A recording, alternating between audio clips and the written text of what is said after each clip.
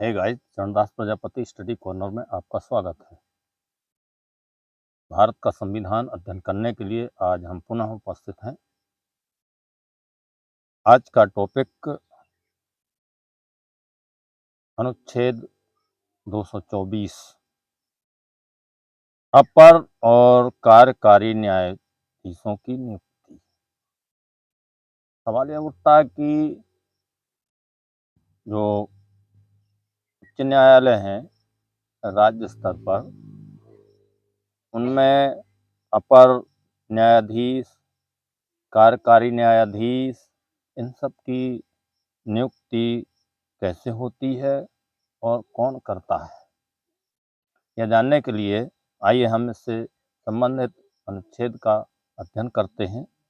यदि आप चैनल में नए हैं तो चैनल को सब्सक्राइब करें और वीडियो में अंत तक बने रहें, क्योंकि यह विषय आपके लिए बहुत महत्वपूर्ण हो सकता है, आपके लिए बहुत उपयोगी हो सकता है, आपके जीवन में कुछ नया हो सकता है इस वीडियो और अध्ययन के माध्यम से।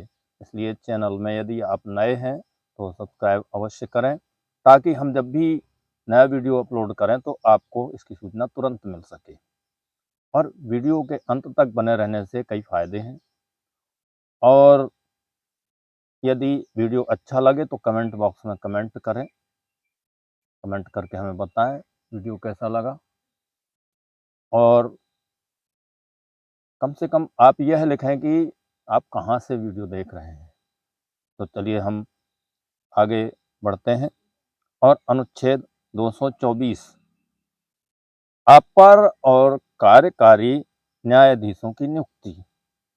इस अनुच्छेद में 3 खंड हैं।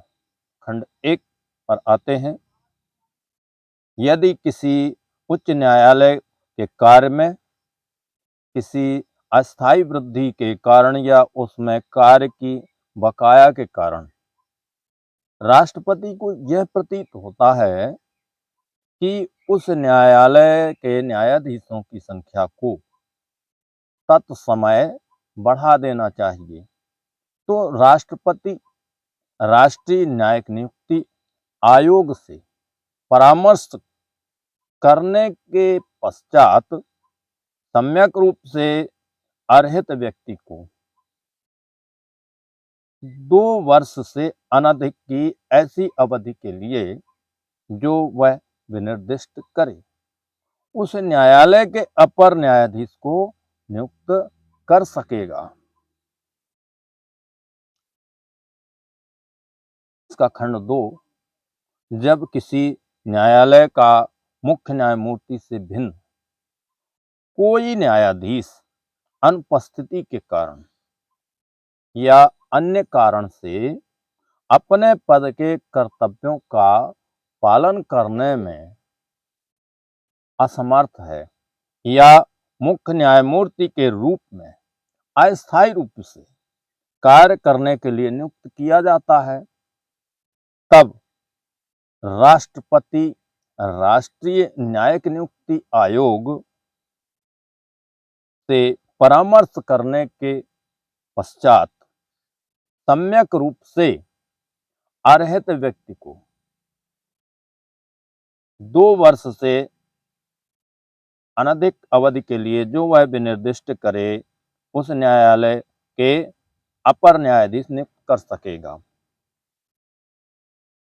खंड 2 में, जब किसी अन्य न्यायालय का मुख्य न्यायमूर्ति से भिन्न कोई न्यायाधीश अनुपस्थिति के कारण या अन्य कारण से अपने पद के कर्तव्यों का पालन करने में असमर्थ है या मुख्य न्यायमूर्ति के रूप में अस्थायी रूप से कार्य करने के लिए नियुक्त किया जाता है, तब राष्ट्रपति राष्ट्रीय नियुक्ति आयोग से परामर्श करने के पश्चात अर्हित किसी व्यक्ति को तब तक के लिए उस न्यायालय के न्यायाधीश के रूप में कार्य करने के लिए नियुक्त कर सकेगा, जब तक स्थायी न्यायाधीश अपने कर्तव्यों को फिर से नहीं संभाल लेता। खंड 3 उच्च न्यायालय के अपर या कार्यकारी न्यायाधीश के रूप में नियुक्त कोई व्यक्ति 62 वर्ष की आयु प्राप्त कर लेने के बाद पद धारण नहीं करेगा। तो यह रहा अनुच्छेद 224। तो यहाँ यह स्पष्ट हो गया कि अपर और कार्यकारी न्यायाधीशों की नियुक्ति राष्ट्रपति द्वारा नियुक्ति आयोग के परामर्श से, राष्ट्रीय न्यायिक नियुक्ति आयोग होता है, उससे सलाह करने के बाद सम्यक रूप से अर्हत किसी ऐसे वैसे व्यक्ति को नहीं, जो ठीक से योग्यता रखता है, उसके योग्य है, उस व्यक्ति को नियुक्त करता है। और इसकी अनुच्छेद 224 का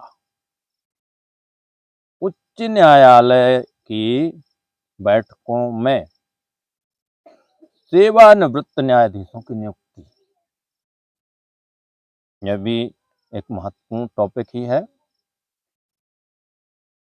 इस अध्याय में किसी बात के होते हुए भी राष्ट्रीय न्यायिक नियुक्ति आयोग उच्च न्यायालय के मुख्य न्यायमूर्ति के संदर्भ में किसी भी राज्य के लिए राष्ट्रपति की पूर्व सहमति से किसी व्यक्ति से जो उच्च न्यायालय या किसी अन्य न्यायालय के न्यायाधीश का पद धारण कर चुका है, उस राज्य के उच्च न्यायालय के न्यायाधीश के रूप में बैठने और कार्य करने का अनुरोध कर सकेगा। और ऐसा व्यक्ति जिससे इस प्रकार अनुरोध किया जाता है, इस प्रकार बैठने और कार्य करने में या कार्य करने के दौरान ऐसे भत्तों का हकदार होगा जो राष्ट्रपति आदेश द्वारा अवधारित करे और उसको उस उच्च न्यायालय के न्यायाधीश की सभी अधिकारिता, शक्तियां और विशेषाधिकार होंगे, किंतु उसे अन्यथा उस उच्च न्यायालय का न्यायाधीश नहीं समझा जाएगा। परंतु जब तक यथापूर्वोक्त पहले कहे गए व्यक्ति उस उच्च न्यायालय के न्यायाधीश के रूप में बैठने और कार्य करने की सहमति नहीं दे देता है, तब तक इस अनुच्छेद की कोई बात उससे ऐसा करने की अपेक्षा करने वाली नहीं समझी जाएगी। तो अभी हमने अनुच्छेद 224 और अनुच्छेद 224 का अध्ययन किया। तो इसके अनुच्छेद 224 में अपर और कार्यकारी न्यायाधीशों की नियुक्ति और अनुच्छेद 224 का में उच्च न्यायालय की बैठकों में सेवानिवृत्त न्यायाधीशों की नियुक्ति से संबंधित हमने अध्ययन किया। वीडियो आपको कैसा लगा कमेंट बॉक्स में कमेंट करके अवश्य बताएं। वीडियो को लाइक और शेयर करना ना भूलें। तो इसी के साथ हम विदा लेते हैं। अगले वीडियो तक के लिए बहुत बहुत धन्यवाद।